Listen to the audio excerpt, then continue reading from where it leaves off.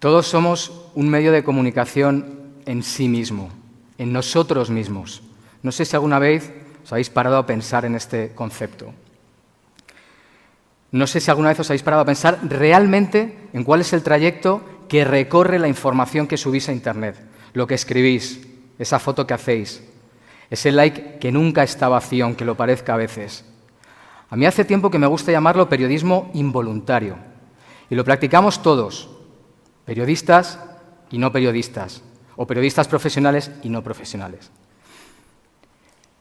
Hace mucho tiempo, desde que empezó la era 2.0, como decía, nos hemos convertido ya, sin excusas en ese medio de comunicación, en sí mismo. ¿Y qué significa esto? Significa que todos compartimos un espacio muy similar de responsabilidad, periodistas y no periodistas. No hay excusas. Toda esa información que manejamos llega. ¿Por qué periodismo involuntario? Os voy a dar dos datos en uno. Vamos a un poco simplificarlo. En cámara abierta, como decía Cristina, el 60% es aproximado, pero no exagero, el 60% de los temas, de los contenidos que emitimos son involuntarios. Llevamos 10 años en antena.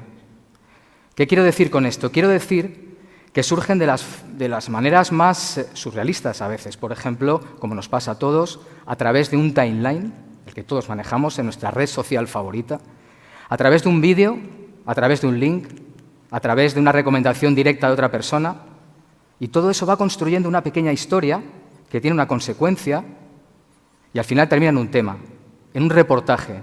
Ese reportaje igual tiene 3 entrevistas. Llevamos casi 500 programas, que se traduce en unas 2.000 entrevistas.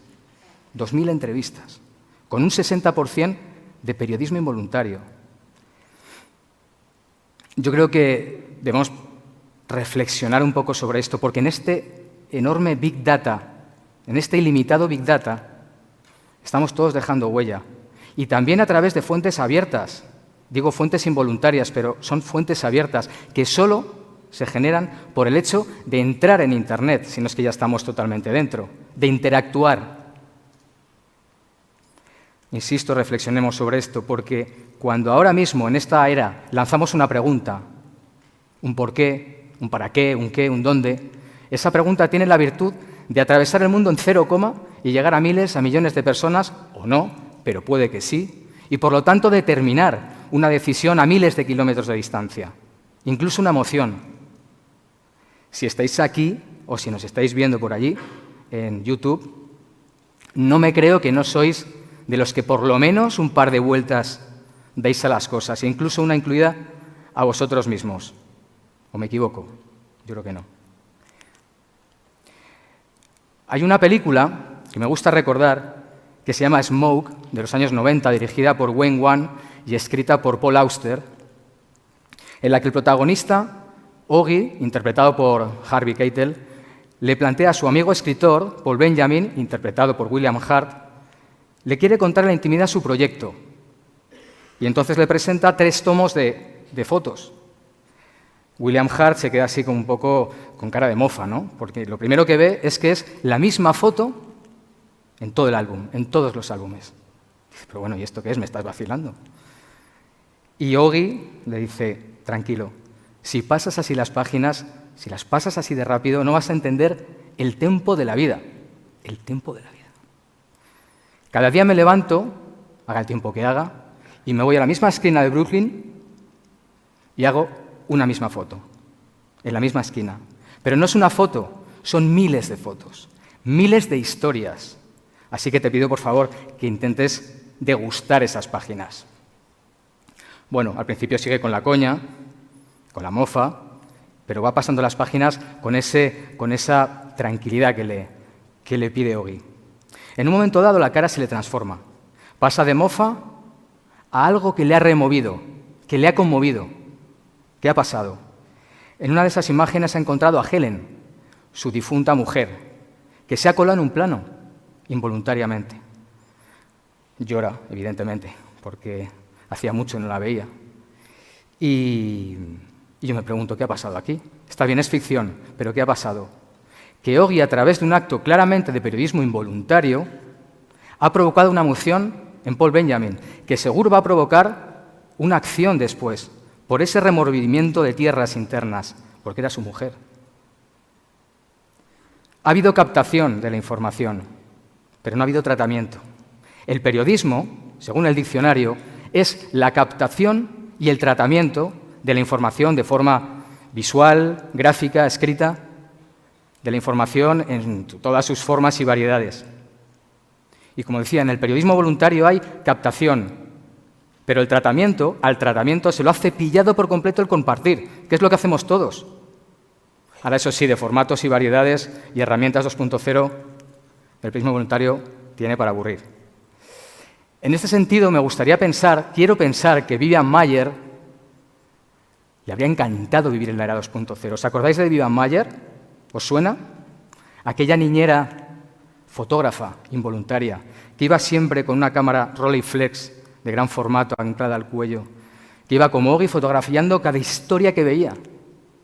Y así, hasta construir un legado formado por 100.000 negativos que se encontraron aleatoriamente por un documentalista en Chicago, en una subasta cualquiera. Ella murió en la indigencia, sin saber nada de la repercusión que su imagen había tenido, que es construir un Chicago, un Nueva York de los años 60, 50 y 80 y 70, perdón.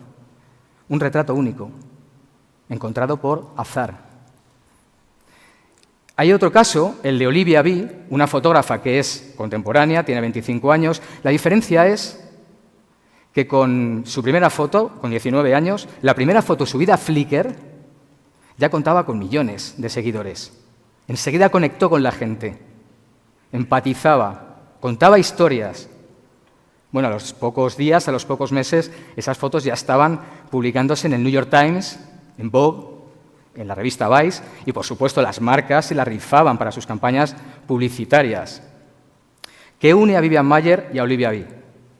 Ese deseo de captar, ese deseo de contar historias de esa forma tan visceral, ¿no? ¿Qué las separa? ¿Lo sabéis? Varias generaciones y, por supuesto, muy importante, la consciencia del poder de pegada de sus fotos, de sus historias, de su poder como informadoras del tempo de la vida, como decía Ogi. Todos somos informadores, en mayor o menor medida, como estaba diciendo. En Italia, me dirá otro ejemplo, en Italia hace no más de un año, una maestra ponía un ejercicio a sus alumnos de primaria de adjetivos, para que aflorasen los adjetivos. Y hay un caso, un alumno que se llama Mateo, de 8 años, que describió una flor, fiore, en italiano masculino, como petaloso. Petaloso. La maestra vio la palabra, se conmovió. Lo primero porque la palabra no existía. No existía. Un niño de 8 años se acababa de inventar un adjetivo, por lógica. Le corrigió, evidentemente, le puso un círculo rojo y le dijo, Mateo, es un error, pero es un precioso error. Tuvo la sensibilidad de esa captación. ¿Qué hizo? Mateo, tú y yo, sobre todo tú, tienes que mandar esa palabra a la Crusca, a la Academia Italiana de la Lengua. Tiene que ser candidata a incluirse en el diccionario. Bueno, la sorpresa llegó a los pocos días, porque efectivamente esa palabra era una firme candidata, porque tenía sentido. Faltaba un pequeño detalle, que fuera usada. Bueno, estamos en la época de las redes sociales, ¿no? Les invitaban a emprender una campaña de contagio masivo. Dicho y hecho, fue viral y hoy Petaloso forma parte del diccionario de la lengua italiana. Un niño de 8 años formando, generando información social. Y una maestra, que para mí es el eje de esta historia, con la sensibilidad de captar lo captado por ese niño. Y todos juntos, de forma involuntaria y después voluntaria, han conseguido una cadena de información para llevar una palabra al diccionario que viene de un niño de 8 años. Todos captamos información, todos jugamos con la información, la compartimos, la troceamos, la llevamos a un terreno, a otro, opinamos, hacemos fotos con el móvil,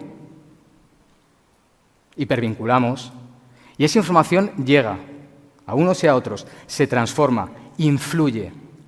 En ese sentido, yo nos invito, me incluyo, nos propongo un equilibrio entre la reflexión y la inmediatez, esa que nos aborda y que nos está todo el día golpeando.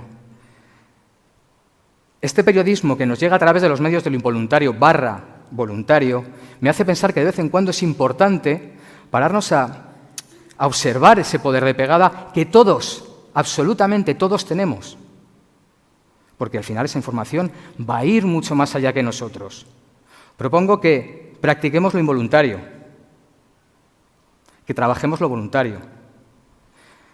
Mientras tanto, podemos seguir entendiendo, degustando, captando el tempo de la vida de Yogi, porque al final todo lo comunicado, por toda esa construcción de lo comunicado, como periodistas, como medios de comunicación que somos en sí mismo, todo eso deja y construye una huella. Muchísimas gracias.